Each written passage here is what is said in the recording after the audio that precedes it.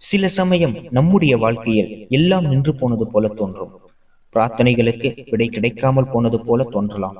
அந்த சமயம் நம் நம்பிக்கையை உலுக்கும் நேரமாக இருக்கும்.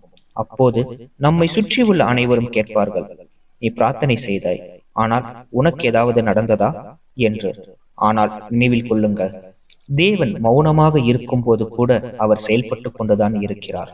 அவர் தாமதிப்பது தண்டனை அல்ல, அவர் உன் வாழ்க்கையில் சரியான நேரத்தை உருவாக்கும் நேரம் அது. நீ உடைந்திருந்தால் அந்த உடைந்த துண்டுகளில் இருந்தே தேவன் உன்னை புதிய சாட்சியாக உருவாக்கப் போகிறார். அவர் சொன்னது நிச்சயம் நடக்கும், ஆனால் அவர் குறித்த நேரத்தில். மனிதர்கள் உன்னை மதிக்காத இடங்களில் தேவன் உன்னை உயர்த்தப் போகிறார்.